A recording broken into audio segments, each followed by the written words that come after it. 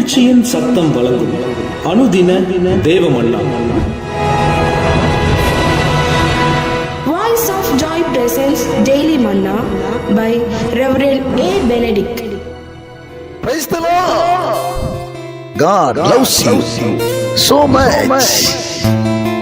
இன்றைய தேவ மன்னாவாக சங்கீதம் 23 அதிகாரம் 3 அவரின் ஆத்துமாவை தேற்றி நம்முடைய நாமத்து நிமித்த என்னை நீதியின் பாதைகளில் நடத்துகிறார். நேற்றைய நாளிலே நாம் இதே வசனத்தின் முற்பகுதியை நாம் பார்த்தோம். அவர் ஆத்துமாவை தேற்றுகிறவராக இருக்கிறார். இன்றைய நாளைக்குரிய தலைப்பு என்னவென்று சொன்னால், அவர் நம்மை நீதியின் பாதையில் நடத்துகிற,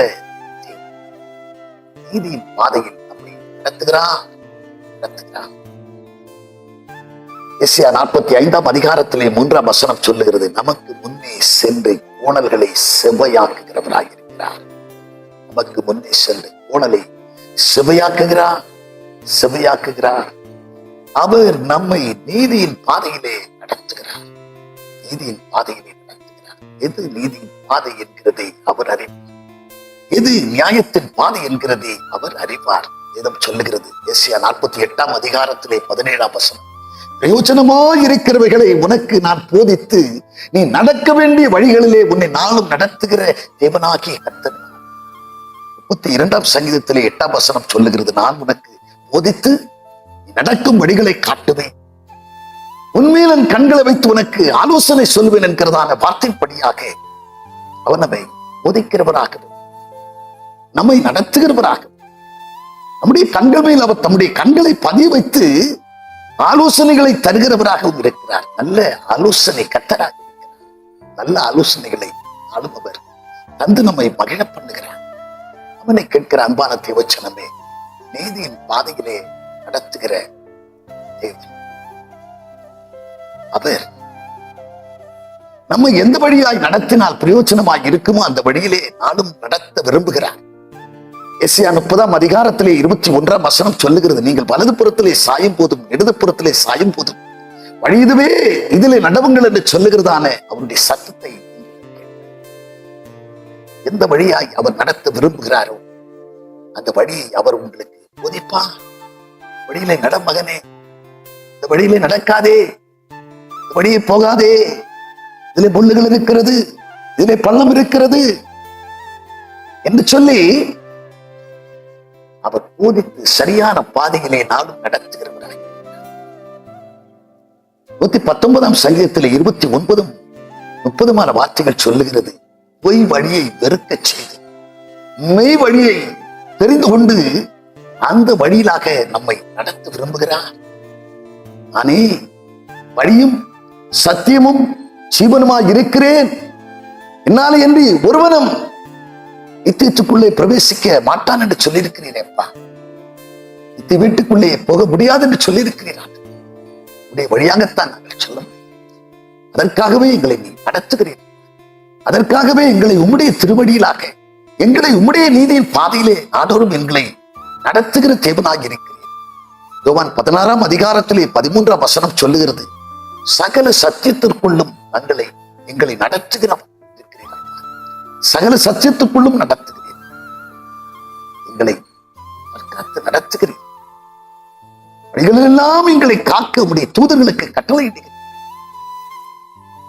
எங்கள் கால்களை நீங்கள் ஆண்டவரே நீருடைய தூதர்களை கொண்டு பாதுகாக்க, தூதர்கள் எங்களை காக்கும்படி செய்கிறீர். அந்த வழிகளெல்லாம் எங்களை காக்க அவர்களை ஆயத்தப்படுத்துகிறேன்.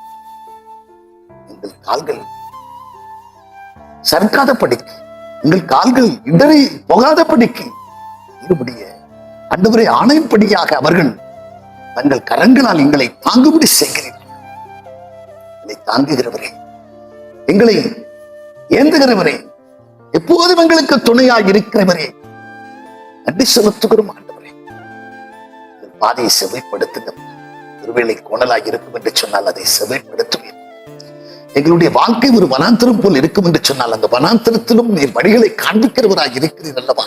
வனாந்தரத்திலே வழிகளையும் அவாந்தர வெளிகளிலே ஆறுகளையும் உருவாக்குகிற சர்வ வல்லமையுள்ள தேவனாய் நீர் இருக்கிறீர் அல்லவா? உடைய பாதையினுடைய உடைய ஜீவ பாதையினுடைய எங்களை நடத்துவீராக. ஆண்டவரே, விசாலமான பாதையில நாங்கள் செல்லாதபடிக்கு இடுக்கமான வாசல் வழியாக நாங்கள் பிரவேசித்து எப்படியாகிலும் நாங்கள் ஆண்டவரே அநேக உபத்திரவங்கள் வழியாக ஆகிலும் நாங்கள் உடைய பரம கணனுக்குள்ளே உடைய நித்திய வீட்டுக்குள்ளே வந்து சேர எங்களுக்கு வேறு உதவி செய்யுங்கப்பா. மலண்டி எங்களுக்கு வேறு வழி இல்லையா? மலண்டி எங்களுக்கு வேற துணை இல்லையப்பா. எங்களுக்கு எப்போது நீ துணையாக இருந்து, எங்களுக்கு எப்போது நீ பக்கபலமாக இருந்து எங்களுக்கு அணுகை செய்யும் நடத்த வேண்டும் என்று கருத்தில் எங்களை தாழ்த்தி அர்ப்பணித்து செபிக்கிறோம்ப்பா. பொறுப்படுத்திக் கொள்வீராக. நாம் செபம் பண்ணும் பரலோக பிதாவே, நாங்கள் உம்மை துதிக்கிறோம், உம்மை ஸ்தோத்தரிக்கிறோம். ஆண்டவரே, எங்களை ஒரு பொருட்டாய் எண்ணி நடத்துகிறவரே, அப்பா, இந்த நாளிலே நீ போதித்த வார்த்தையின்படியாக நீதியின் பாதையிலே நடத்துவீராக. அந்த பக்கம் இந்த பக்கம் நாங்கள் சாயும் போதெல்லாம் எங்களுக்கு சரியான வழியை போதித்து அந்த வழியாக எங்களை நடத்தி எங்களை தற்காத்து நடத்த முடியாது செபிக்கிறோம். ஆண்டவரே, மாறுபாடான சந்ததி விட்டு எங்களை நீர் பிரித்தெடுத்து கொண்டு வந்தீரே அப்பா. எந்த நோக்கத்தோடு எங்களை பிரித்தெடுத்து கொண்டு வந்தீரோ உம்முடைய நோக்கம் நிறைவேறும்படியாக, உம்முடைய நோக்கமுடைய திட்டங்கள் நிமித்தமாக எங்களை கொண்டு நிறைவேறும்படியாக எத்தனை பலத்த கிரிகளை நடப்பிக்க வேண்டும் என்று ஒப்பு கொடுத்து செபிக்கிறோம் ஐயா. ஒருபோது நாங்கள் சத்துருன் பிடியில சிக்கொண்டு போகாதபடிக்கு நம்மால் இன்னும் நடத்தப்படும் மரண பரியந்தம் நாங்கள் உமக்கென்று உண்மையாய் வாழ எங்களுக்கு பெறுவது செய்ய வேண்டும் என்று செபிக்கிறோம். பொறுப்படுத்திக் கொள். இயேசு கிறிஸ்துவின் மூலம் செபிக்கிறோம் நல்ல பிதாவே.